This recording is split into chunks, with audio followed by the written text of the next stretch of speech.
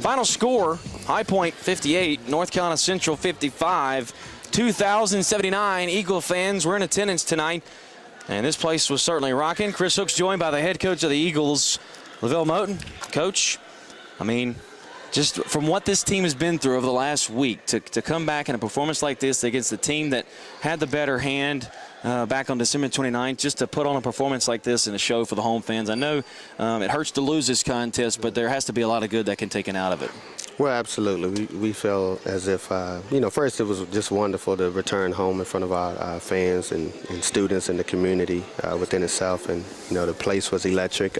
They really supported us. And, when guys was cramping up and, becoming fatigued, I just felt like the spirit of the crowd and the spirit of our fans just carried us along the line. So I just want to thank them for that, certainly. But I felt like we played pretty good basketball until the last 34 seconds, and we had a breakdown on the defensive end of the floor, and I take full responsibility. I should have clarified myself a little more in the huddle. So on how we was going to defend the ball screen, we certainly knew it was coming. We just didn't do a good job. But to his credit, we were there, and Harris just made a shot. You just got to tip your hat off to the next man and just give him credit. He made a contested three-point shot, and it was a low percentage shot, and he was 4 for 11, and he just stepped up and made it. And that's what clutch players do. So hats off to him. And he's certainly a senior, and he's done it throughout his career. But one player that's done it all this season, C.J. Wilkerson, battling an ankle injury, came back, finished with 17 points for you tonight. He continues to be your go-to guy, so to speak, here for in the 2009-2010 season. Yeah, I was going to waste all my timeouts and go back in and find him when he got hurt. I didn't know where he was. We're certainly not used to playing, several minutes without CJ, but, just his magnitude and his presence to what he means to us, I think it really showed today, and he was able to respond. And, Dijon came in, and he hasn't practiced in 2 weeks, but I felt like he did a commendable job. And Michael Glasgow had to fight himself through some cramps, and, I guess it was something in the water. I wasn't feeling well. Nobody was feeling well, so I guess we ate at the same restaurant or something. But, they battled, and this was a dogfight tonight, and I'm completely excited about the future of this program, and I'm just proud of the way they fought. They fought, and, good things has happened, and this is the learning curve that you must go through. But before we go and escalate ourselves to any plateau, we have to learn how to fight, and I just think we did that to a great High Point team who's in first place of their conference. Well, they certainly are. They're 4-1 in the Big South, but you sort of took away my question with Dijon.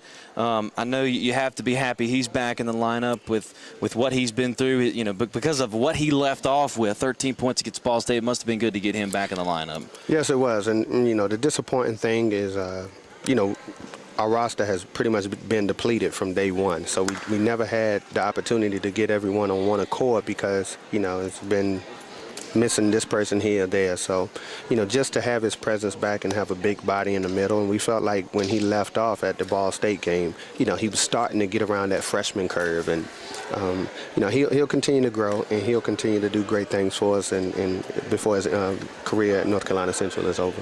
Last time we faced High Point, they really dominated us on the boards. Not so tonight. You outscored them in the paint.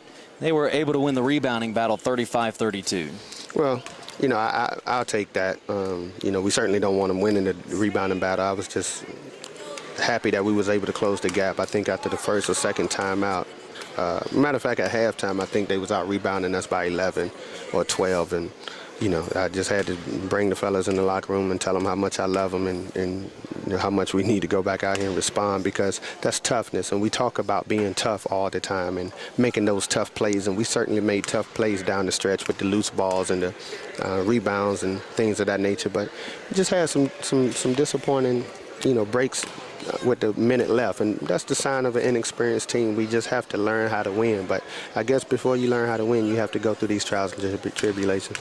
What does this say about your program and this team? I mean, to go what you've been through the last week, 2 subpar performances against Colgate and against SMU, not very happy with that, but you came back Monday night, quick turnaround, and this looked like a totally different ball club than the last 2 ball games. Yeah, kudos to our crowd. I think our crowd just excited them and ignited them and, fueled the boys to some energy plays. You know, I think we were down 10 or 11, and that could have been a breaking point. But our crowd got on their feet and they started screaming and cheering for their team and the spirit. You know, you could feel it. It circulated not only through me but through our guys on the bench, and you know, it really inspired us to you know, make a quick run at them. But you know, once again, it got to the point when I told the kids, I've been completely honest with them from day one. For us to win a game, we got to make significant plays at significant times. And, you know, this would have been our first D1 opponent this year, but, you know, we really don't get into all that. A win is a win, a loss is a loss. So we got to go back to the drawing board and make ourselves better. Got a couple games this weekend, Tennessee Temple and the Apprentice School. This would be a good opportunity for you to, like you said, go back to the drawing board, pick up a couple wins, and get some more confidence going as you continue through the season. Yeah, you know, Tennessee Temple is a great ball club. You know, they played Chattanooga tough, and they played Radford pretty tough, and only lost to Radford by 7 or 8. So, you know, make no mistake about it, they're coming in here to win a basketball game. In Apprentice School, they will probably be the most athletic team that we play this year from 1 to 5. They super athletic, you know, so we got a dogfight cut out for us, and we're certainly not in a position where we can just show up and people see our name on the chest and fold for us. So we got to fight, and, you know, I wouldn't have it either way. All right, Coach. Great effort by the team tonight. Hopefully we can rebound this weekend and get 2 wins against both Tennessee Temple and Apprentice School. I appreciate it, Chris. Thanks for having me. All right, that's head coach Levelle Moton, and the Eagles fall today by the final score of 58-55, and they pick it up this weekend as they take on the Tennessee Temple Crusaders and the Apprentice School in the 2010 BC Powder Classic as we continue on here on the NCCU Sports Network.